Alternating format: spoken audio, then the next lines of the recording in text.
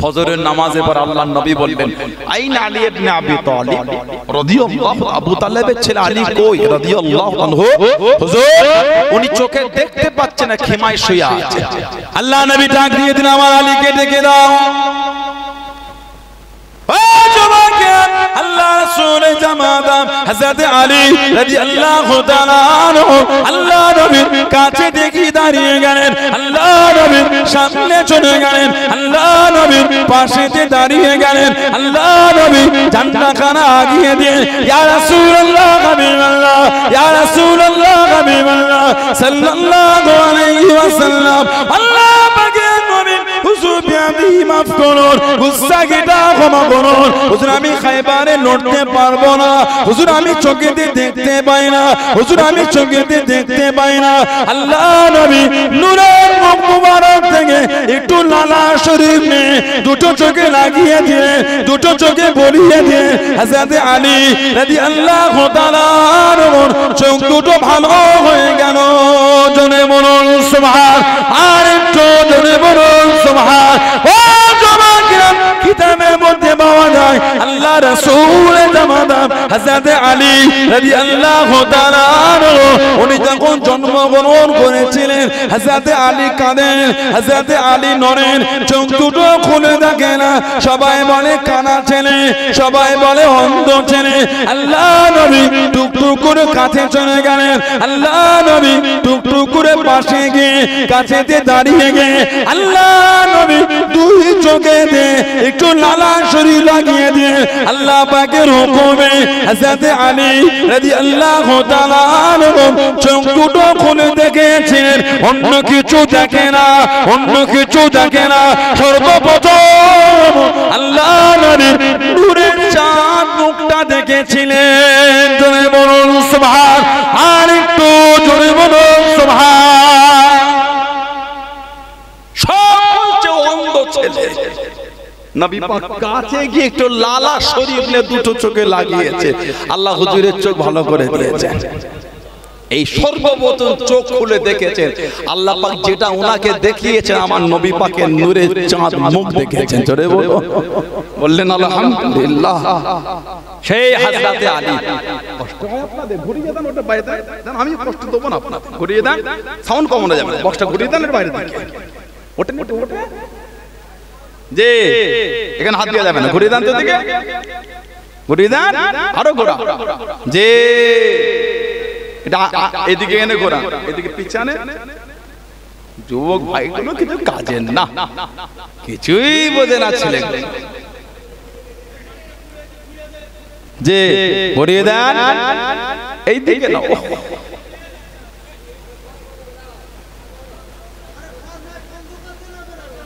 আমার ভাইরা, বাপদানেরা, ছেলেরা, যুবকেরা, মুরব্বীরা, হযরতে শেরে খুদা আলী রাদিয়াল্লাহু তাআলা আনহু জানার চোখ মুবারকে আমার নবী পাক লালা শরীফ দিয়েছিলেন। জোরে বলুন সুবহানাল্লাহ। চোখ খুলে দেখেছেন আমার নবীর চেহারা শরীফ দেখেছেন। জোরে বলবেন না সুবহানাল্লাহ। জানার সামনে আমার নবী বলেছেন আনা মাদিনাতুল ইলম ওয়া আলিউন বাবুহা। সুবহানাল্লাহ বলবেন না। আনা মাদিনাতুল ইলম, আমি নবী হচ্ছে ইলমের শহর, ওয়া আলিউন বাবুহা, আর আমার আলীকে আল্লাহ পাক ওই শহরের দরওয়াজা বানিয়েছেন। বললেন না সুবহানাল্লাহ। সেই হযরত আলী রাদিয়াল্লাহু আনহু নবী পাক খাইবারে ঝান্ডা দিয়ে দিলেন। যুদ্ধ করতে করে এমন একটা জজবা তৈরি হয়ে গেল, কাফেরদের আশ্রয়ের যে জায়গা ছিল ওর একটা বড় দরওয়াজা ছিল, ওই বড় দরওয়াজা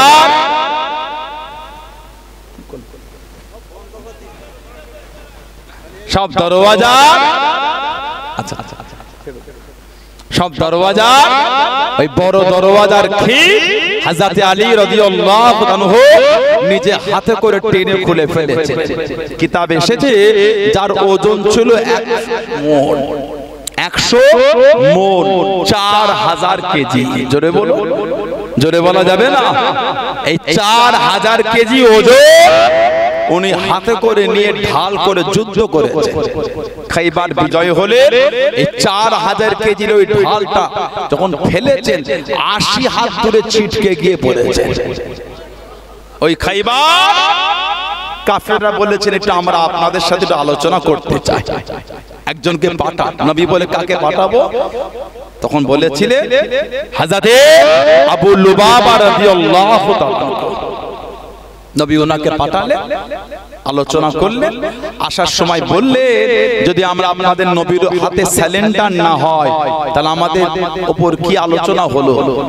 হযরত আবু লুবাবা রাদিয়াল্লাহু তাআলা মুখ থেকে কিছু বললেন না, খালি হাতটা এই গলার কাছে দিয়ে ইশারা করে দিয়েছে,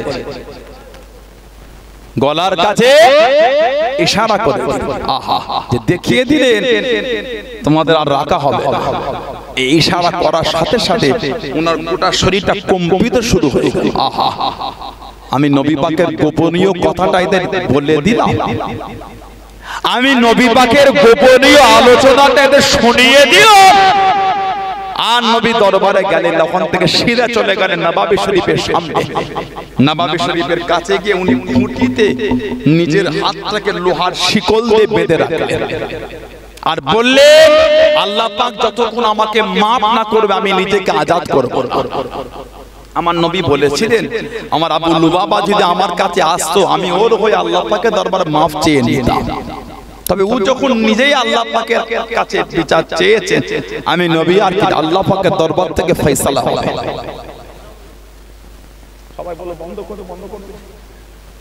হযরতে আবু লুবাবা রাদিয়াল্লাহু তাআলা নিজেকে ওই খুঁটির সাথে বেঁধে রাখতেন। বর্ণনা এসেছে ফরজ নামাজের সময় হলে ওই চেন খুলে দিত, নামাজ পড়তে আবার এসে খুঁটিতে বেঁধে রাখতেন। সেই হযরত আবু লুবাবা রাদিয়াল্লাহু তাআলা ওনার একটা গাছ পড়ে গেল ওই এতিম সাহাবীর বাগানের মধ্যে। কিতাব এসেছে ওই খাজুর গাছ থেকে খাজুর পড়লে ওনার বাড়ির উঠোনে পড়লে ওনার ছেলেরা তুলে তুলে খেতেন। মাঝে মাঝে বাড়িতে এসে হযরত আবু দাহদা রাদিয়াল্লাহু তাআলা যেই গাছটা কিনেছিলেন ওই আবু লুবাবা হুজুরের গাছ, ওই গাছের খাজুরটা নবী পাকের এতিম সাহাবীর বাচ্চারা গালে দেওয়ার জন্য উনি মুখ থেকে এসে খাজুর বার করে নিতেন। এত কষ্ট, বললেন গাছটা বিক্রি করে দাও, উনি বললেন হবে না, কিছু টাকা হলো না। নবী পাকের দরবারে গিয়ে বিচার হুজুর আপনার সাহাবী আবু লুবাবা এত বললাম গাছটা দিতে, হুজুর আমায় দিল না। নবী পাক বলেন হযরত আবু লুবাবা রাদিয়াল্লাহু তাআলাকে নবাবী শরীফে ডাকা হলো। নবী পাক সাল্লাল্লাহু আলাইহি ওয়াসাল্লাম আবু লুবাবা ওই গাছটা আমার এতিম সাহাবীকে দিয়ে দাও। হুজুর বিয়াদে মাফ, হুজুর আমি দেব না, কিছু টাকা হলো না, হুজুর আমি দেব না। আমার নবী বলেছিলেন এই গাছটা যদি তুমি দুনিয়ায় দিয়ে দাও আমি নবী তোমায় বলছি আল্লাহ পাকের জান্নাতে তুমি একটা ফলওয়ালা খাজুর গাছ পাবে। যারা বললেন না সুবহানাল্লাহ, হুজুর বিয়াদে মাফ চাই, হুজুর আমি দেব না। উনি নবী দরবার থেকে উঠে গেলেন, নবী পাকের দরবার থেকে উঠে গেলেন। ওই দরবারে ছিলেন হযরত আবু দাহদা রাদিয়াল্লাহু তাআলা। নবী পাকের সামনে গিয়ে বলে হুজুর ওই গাছটা যদি আমি কিনে দিই, হুজুর ওটা যদি আমি দিই জান্নাতে খাজুর গাছ পাবো হুজুর। নবী বলে তুমিও পাবে। জোরে বলো। হযরত আবু দাহদা টুকটুক করে বার হয়ে গেলেন। ও যুবকেরা, ও আমার মুরব্বি বাপ জনাব আল্লাহ রাসূল সাহাবী হযরত আবু দাহদা রাদিয়াল্লাহু তাআলা আনহু হযরত আবু লুবাবার কাছে গেলেন, হযরত আবু লুবাবার সামনে গেলেন রাদিয়াল্লাহু তাআলা আনহু। হে আবু লুবাবা ওই গাছটা আমায় বিক্রি করে দাও, ওই গাছটা আমাকে দিয়ে দাও, ওই গাছটা তোমায় বিক্রি করব না, ওই গাছটা তোমায় দেব না, আমি এর বিনিময়ে টাকা দেব, ওই গাছটা তোমায় বিক্রি করব না। আল্লাহ রাসূল সাহাবী হযরত আবু দাহদা রাদিয়াল্লাহু তাআলা আনহু জানিয়ে দিলেন হে আবু লুবাবা আমি আবু দাহদা রাদিয়াল্লাহু তাআলা আনহু আমার একটা খাজুরের বাগান আছে, যে খাজুরের বাগানের মধ্যে 600 খানা খাজুরের গাছ আছে, একটা মিষ্টি পানির কুয়া আছে, একটা বড় বাড়ি আছে, ওই গাছটা যদি আমাকে দিয়ে দাও গোটা বাগান তোমায় দিয়ে দেবো। হযরত আবু দাহদা রাদিয়াল্লাহু তাআলা আনহু বাগান খানা দিয়ে দিয়ে গাছটাকে কিনে নে আল্লাহ নবীর এতিম সাহাবীকে দিয়ে দিলেন। আল্লাহ নবীর এতিম সাহাবীকে জানিয়ে দে আল্লাহ নবীর সামনে চলে গেলেন সাল্লাল্লাহু আলাইহি ওয়াসাল্লাম। ইয়া রাসূলুল্লাহ হাবিবাল্লাহ, ইয়া রাসূলুল্লাহ হাবিবাল্লাহ, আল্লাহ পাকের হুজুর বিয়াদি মাফ করুন, গুস্তাখিটা ক্ষমা করুন। আমি আবি দাদা ওই খাজুরের গাছটা কিনেছি হুজুর, আপনার এতিম সাহাবীকে দিয়ে দিয়েছি। আল্লাহ পাকে জান্নাতে খাজুরের গাছটা কি পাবো হুজুর? খাজুরের গাছটা কি পাবো হুজুর? আল্লাহ নবী জিজ্ঞাসা করলেন, আল্লাহ নবী জানতে চাইলেন সাল্লাল্লাহু আলাইহি ওয়াসাল্লাম, ও বাবা দাদা কিসের বিনিময় কিনলে বাবা, কিসের বিনিময় নিলে বাবা? ইয়া রাসূলুল্লাহ হাবিবাল্লাহ, ইয়া রাসূলুল্লাহ হাবিবাল্লাহ, আল্লাহ পাকে নবী সাল্লাল্লাহু আলাইহি ওয়াসাল্লাম, আমি আবি দাদা আমার একটা খাজুরের বাগান ছিল, যে খাজুরের বাগানের মধ্যে 600 খানা খাজুরের গাছ ছিল, একটা মিষ্টি পানির কুয়া ছিল, একটা বড় বাড়ি ছিল। আমি আবি দাদা গোটা বাগান খানা দিয়ে দিয়েছি। আল্লাহ নবী জানিয়ে দিয়েন, আল্লাহ নবী শুনিয়ে দিয়েন, ও বাবা আবি দাদা আল্লাহ পাকে জান্নাতে আর একটা খাজুর গাছ নয়, আমি নবী এখান থেকে দেখতে পাচ্ছি কাম্মি নিসকে রিদাইন লিআবি দাদাই ফিল জান্নাহ, কাম্মি নিসকে রিদাইন লিআবি দাদাই ফিল জান্নাহ। ও বাবা আবি দাদা আল্লাহ পাকে জান্নাতে তোমার জন্য খালি খাজুরে বাগান আর বাগান, খাজুরে বাগান আর বাগান, খাজুরে বাগান আর বাগান, আমি নবী এখান থেকে দেখতে পাচ্ছি। জনে বলুন সুবহান, আর একটু জনে বলুন সুবহান। একটা খাজুর গাছ কিনেছিলেন 600টা খাজুর গাছের বিনিময়ে, কারণ আল্লাহর নবীর মুখের হাসিটার জন্য, আল্লাহ নবীর খুশি অর্জনের জন্য। এই 600 খাজুর গাছের বাগান না না, এটা আমার প্রয়োজন নাই, রাসূল যদি খুশি হয় ওটাই আলহামদুলিল্লাহ। গোটা বাগান দিয়েছে, শুধু বাগান না, মদিনা শরীফে মিষ্টি পানির কুয়া ছিল না। আমার নবী মাঝে মাঝে বলতেন, আমার একটাই সাহাবী দুনিয়া থেকে 2 বার জান্নাত কিনেছে, কোন বর্ণনায় 3 বার কিনেছে, ওটা হলো আমার ওসমান রাদিয়াল্লাহু তাআলা আনহু। জোরে বলবেন না সুবহানাল্লাহ। নবী ওনার শানে বলেছে, ওসমান দুনিয়া থেকে 3 বার জান্নাতটা কিনে ফেলেছে, সুবহানাল্লাহ বলবেন না? হাদিস শরীফে এসেছে আমার নবী বলেন, ওসমান রাফিকি ফিল জান্নাত, তুমি হলে আমার আল্লাহর জান্নাতের বন্ধু, বলুন না সুবহানাল্লাহ। আমার নবী হযরত উসমান ইবনে আফফানকে দেখে লজ্জা করতেন, সুবহানাল্লাহ বলেন। নবী ওনাকে দেখে লজ্জা হায়া করতেন। আমাদের সমাজে তো হায়া উঠেই গেল, লজ্জা সমাজে লজ্জা না। আমাদের নবী বলেন, আল হায়াউ শুবাতুম মিনাল ঈমান, লজ্জা যেটা ঈমানের একটা অংশ, ঈমানের একটা অঙ্গ। যার লজ্জা নাই তার ঈমানের একটা অংশ কম হয়ে গেল। এখন আমাদের বাড়ির ছেলেগুলোরও লজ্জা নাই, মেয়েগুলোরও লজ্জা নাই, ঠিক না? আগে বাজারে কাপড়ের দোকান, ঘটকপুকুর বাজার, কাপড়ের দোকানে যাবে, আমাদের বাড়ি মা বোনেদের সালোয়ার আগে 3 পিস বিক্রি হতো। 3 পিস মানে 3টে কাপড়ের পিস থাকতো, 3 পিস।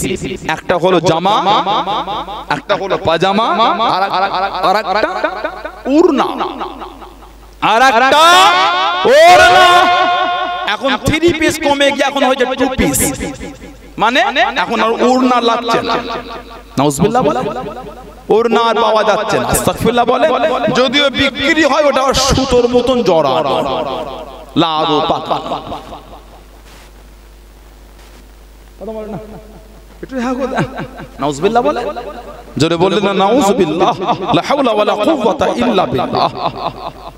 আমাদের বাড়ির কিছু কিছু মেয়ে এত জঘন্য পোশাক পরে বাইরে বার হয়, আমাদের সমাজের যেই ছেলেটা সব থেকে নোংরা, ওই ছেলেটাও 2 বার 3 বার তাকাতে লজ্জা পেয়ে যায়। এত জঘন্য হয়েছে মেয়ে, এত নোংরা। সমাজের খারাপ ছেলেটা ওই মেয়েটার দিকে 2 বার 3 বার তাকাতে লজ্জা বোধ করে। কথা ঠিক না ভুল বলছি? আপনার বাড়ি থেকে উজুটা বানিয়ে ঘটকপুকুর বাজারের ওই সিগনালে যেতে হচ্ছে না, এর মধ্যে আপনার উজু নষ্ট হয়ে গেল যদি আপনি চোখটা তুলে তাকিয়েছেন। নাউজুবিল্লাহ বলেন। বাড়ি থেকে উজু করে এই মেন রোড হয়ে ঘুরে যদি ঘটকপুকুর বাজার মসজিদে যান, যদি চোখটা তুলেছে, মসজিদে গিয়ে আবার আপনাকে উজু বানাতে হবে। কথা ঠিক না ভুল বলছি আপনারাই বলেন। এত জঘন্য পরিবেশ হয়ে গেছে, বাইরেরটাকে নিয়ে আমি বলবো না, ঘরেরটাকে নিয়ে বলবো। ছোটবেলায় এই গরমে ছুটি পড়তো, গরমে 1 মাস 1.5 মাস ছুটি, কথা বলে না, ক্লাস 1 ক্লাস 2 ক্লাস, আমার কথা আপনারা কষ্ট বোধ করেন? দাদা হন আপনারা, ঘুরতে আসতো মামার বাড়ি, খালার বাড়ি, পুকুর বাড়ি, আসতো না নানির বাড়ি। মামা তো ভাইটার সঙ্গে 20 দিনে ভালোই বন্ধু জমেছে।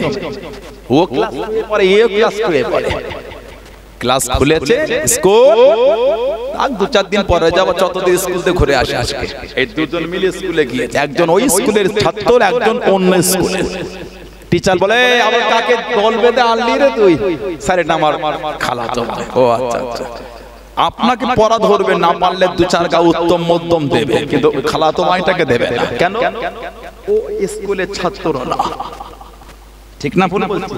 ও এই স্কুলের স্টুডেন্ট। অন্য সম্প্রদায়ের গায়ের কম কেলে ইসলামের বিধান চালু করতে গেলে তো হবে না। গায়ের কম দিনের বিধান মানলো কি মানলো না, ওটা আমাদের মাথা ব্যথা হবার কোনো প্রয়োজন নাই। আমরা মুসলমান, আমরা ইসলামের বিধানটা কতটুকু মানতে পারলাম? কথা বল না, ঠিক বলছি? ইসলামের বিধানটা আমরা কতটুকু মেনেছি?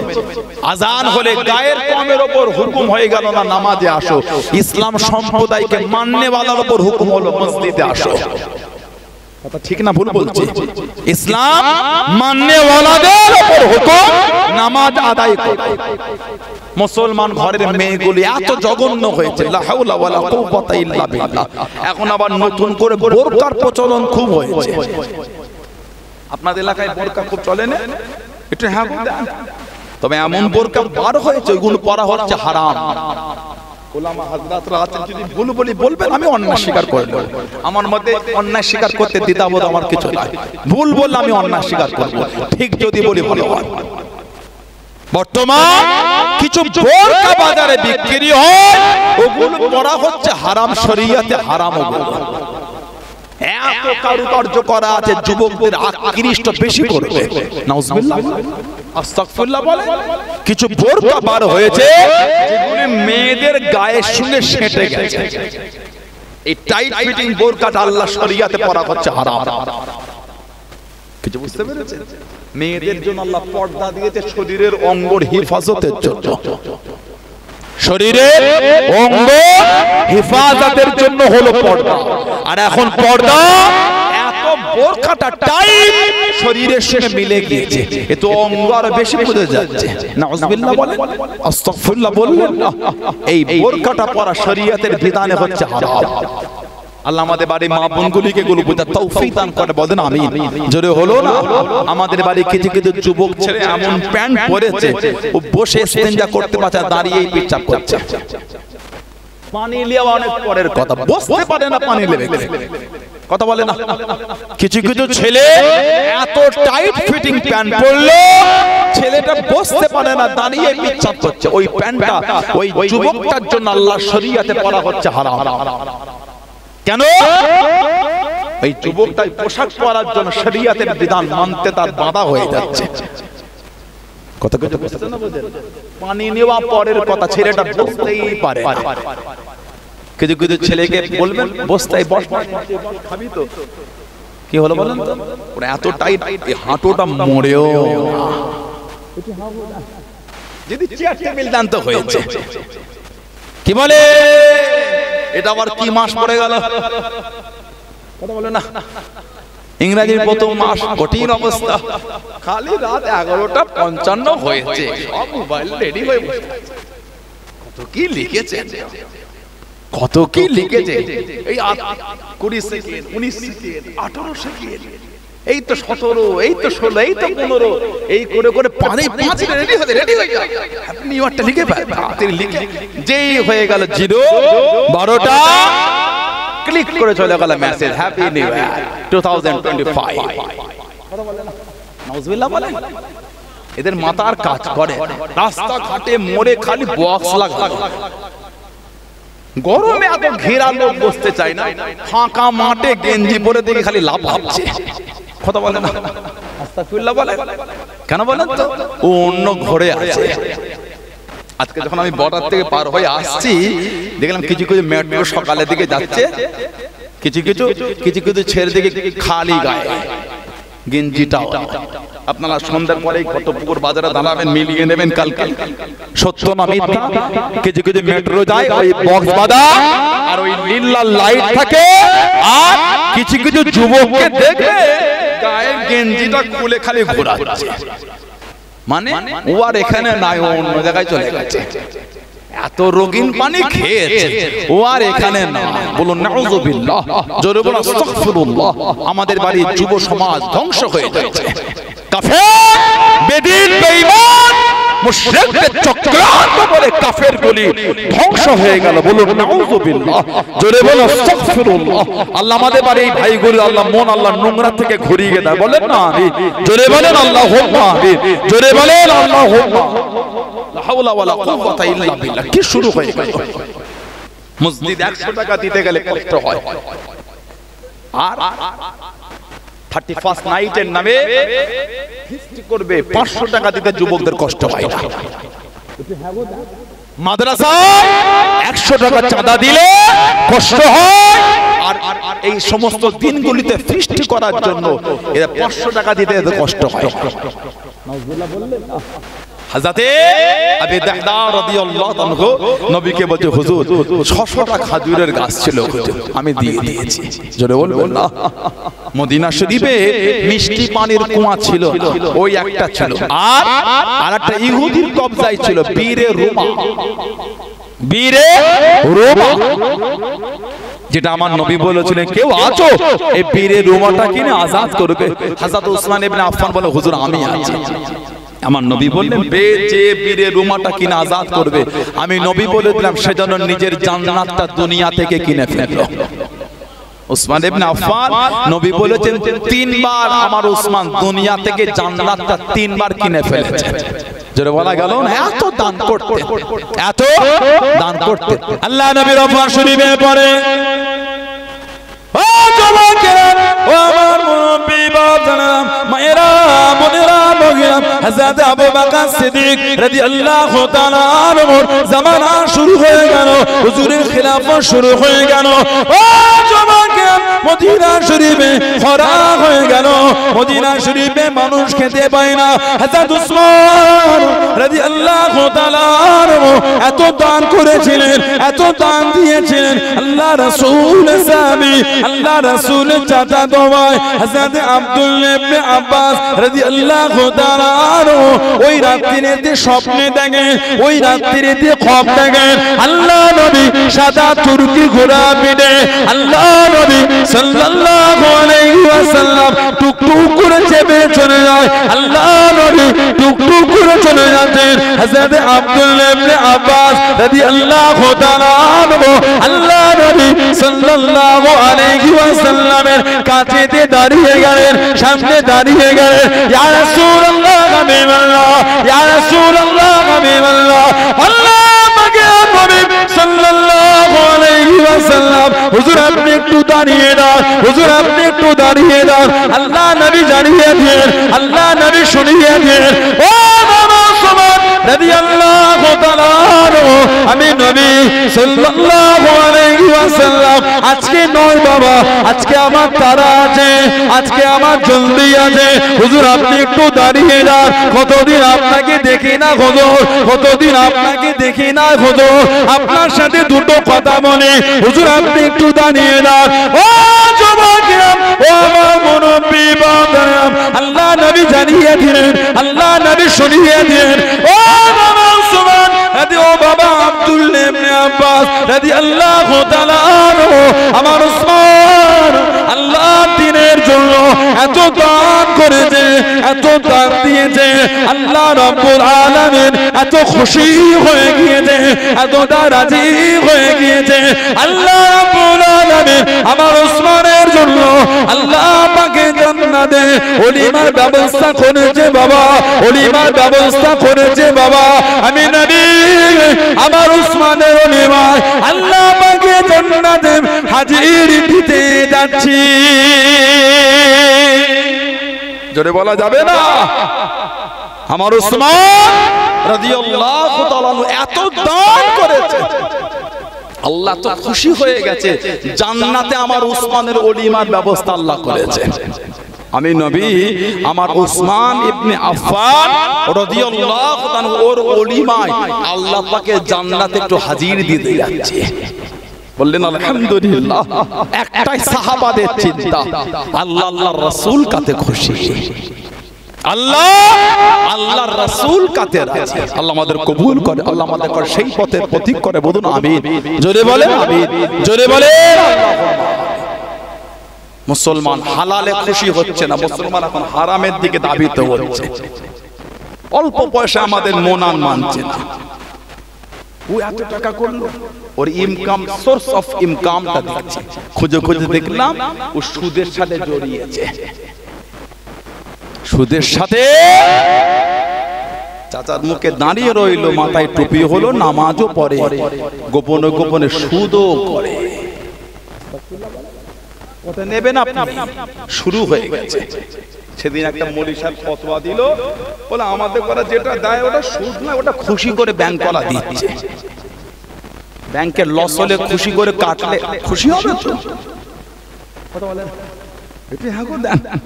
ব্যাংকের লস হলে, ব্যাংক দেউলিয়া হয়ে গেলে খুশি হয়ে কাটলে খুশি হবে তো? তখন তো বলছে আমার আসলটাই দাও। सुरवा हलाल है, बोटी हराम है। जो आपसे आ रहा है उसको आने दो, वो भी हलाल है। सुरवा हलाल, बोटी हराम। जो आपसे आ रहा है उसको आने दो, वो भी हलाल। वो तो आप अपने आप आ रहा है, वो तो एमनी एमनी आसामी तो के नी। नाउजुबिल्लाह बोले। আমাদের বাড়িতে, আমাদের ঘরগুলোতে সুদের আড্ডাখানা হয়ে গেল। ওর জন্যই তো ইবাদত কবুল হচ্ছে না। নামাজ পড়ছেন কবুল হচ্ছে না, ইবাদত করছেন কবুল হচ্ছে না, বাড়িতে বরকত বুঝতে পারছেন, বাড়িতে রহমত বুঝতে পারছেন। আপনার দাদু ছোট্ট পাড়া গুমটি ছিল, গুমটির দোকান ছোট্ট পাড়া, ওই হারকিন লন্ঠন লন্ঠন ছোটবেলা আমরা দেখেছি ফুরফুরা শরীফ সাহেব বিক্রি হতো তালতলা হাটে। আপনারা জানেন তার ভালো ফুরফুরা তালতলা হাটে ইসা সবের সময় 21, 22, 23 ভালগো সে পাটের বস্তা করে বেঁধে আনতো, 10 টাকা 15 টাকা করে পিস বিক্রি হতো। আমাদের মনে আছে ছোটবেলায় শখে গিয়ে কিনতাম। এই চারদিকে সেই কাঁচ, চারদিকের কাঁচ, আর ছোট্ট বার কি সুন্দর ডিজাইন, মাথার দিকে আসে ফুল করা টিন কাটা ডিজাইন, একটা ধরা থাকতো লন্ঠন। ইসা সাহেব বিক্রি না তখন লাইট এত প্রচলন ছিল, মেহমানরা এসে ওই লন্ঠন কিনতো, কিনে কাজায়ে হাজাতের জন্য যেত, রাস্তা থেকে থেকে জিয়ারাতে যেত, ওই লন্ঠন জ্বলিয়ে জ্বলিয়ে যেত। ফুরফুরা সেই ইসা সাহেব আপনার দাদু ওই গুমটির দোকান ছিল ঘটকপুকুর বাজারে, নিয়ে বসতেন। ওই দোকান থেকে আল্লাহ তো বরকত দিলেন। আপনার আব্বা চাচারা 4 ভাই, 4 জনের বিয়ে দিয়েছে, জায়গা কিনে ঘর করে দিয়েছেন, 6 ফুপুর বিয়ে দিয়েছে ওই ছোট্ট পাড়া গুমটি। আর এখন এত বড় ব্যবসা হয়েছে, বরকত নাই। হবে কি করে? খরিদ্দার না, উনি মোবাইলে গান চালিয়ে দেখছে। কথা বলে না, খরিদ্দার না, উনি মোবাইল চালিয়ে দোকানে বসে গেম খেলে। খরিদ্দার না, উনি দোকানে ওই টিভিটা চালিয়ে দিয়ে খেলা দেখে। খরিদ্দার না, উনি দোকানে বসে বসে নোংরা নোংরা জিনিস দেখে। ওই দোকানে বরকত হয় মনে করে। আপনার দাদুর দোকানে যখন খদ্দের থাকতো না, আপনার দাদুটা বসে বসে সুবহানাল্লাহ সুবহানাল্লাহ সুবহানাল্লাহ, লা ইলাহা ইল্লাল্লাহ লা ইলাহা ইল্লাল্লাহ লা ইলাহা ইল্লাল্লাহ, আল্লাহ আল্লাহ আল্লাহ। খুশি হয়ে বরকত দিয়েছেন কে? জোরে বলুন সুবহানাল্লাহ। বলবেন না? জোরে বলা গেল না সুবহানাল্লাহ। আজকে ব্যবসা আপনার বড়, বিক্রিও বেশি, কিন্তু বরকত নাই। কারণ বরকতের জায়গা তো রাখেন না আপনি। ওই দোকানে বসে বসে গান দেখেছেন, যেই দোকানে বসে গান দেখবেন সেই দোকানে আল্লাহ বরকত দেবে। ওজন্য বরকত নাই। আল্লাহ আমাদের বাড়ি ভাইগুলিকে গুলো বুঝা তৌফিক দান করে, বলুন আমিন। জোরে বলেন আল্লাহুম্মা আমিন। আল্লাহ আমাদের সকলকে শুনে বলে বেশি বেশি আল্লাহ আমলে তৌফিক দান করে, বলুন আল্লাহুম্মা আমিন। জোরে বলেন আল্লাহুম্মা আমিন। একটু দরুদ শরীফ আল্লাহুম্মা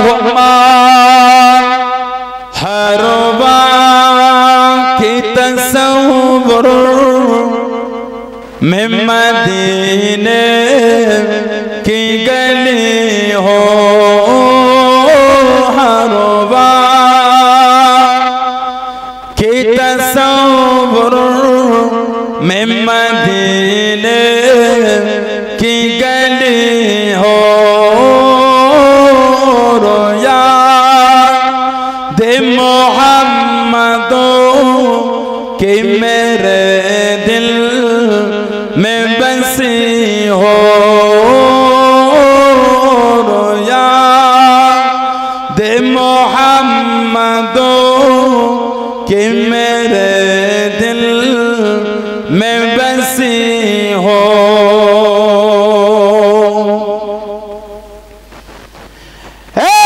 काश में बन जाओ मदीने का मुसाफिर काश में बन जाओ मदीने का मुसाफिर फिर रोती हो ये बको बारा ते चली हो फिर रोती हो ये बको बारा ते चली हो हरवा की तस्वुर मैं मदीने की गली हो रोया दे मोहम्मदों कि मेरे दिल में बसी हो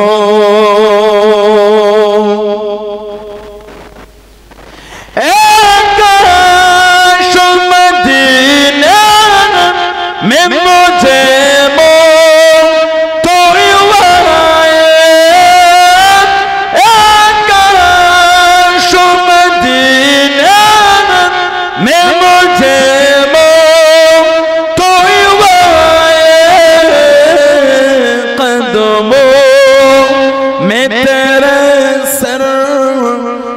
मेरे रूह हो चली हो कदमों में तेरे सर हो मेरे रूह हो चली हो हरवा की तस्वुर में मदीने की गली हो रोया दे मोहम्मदों कि मेरे दिल में बसी हो आका का गदा हो ऐ जहन्नम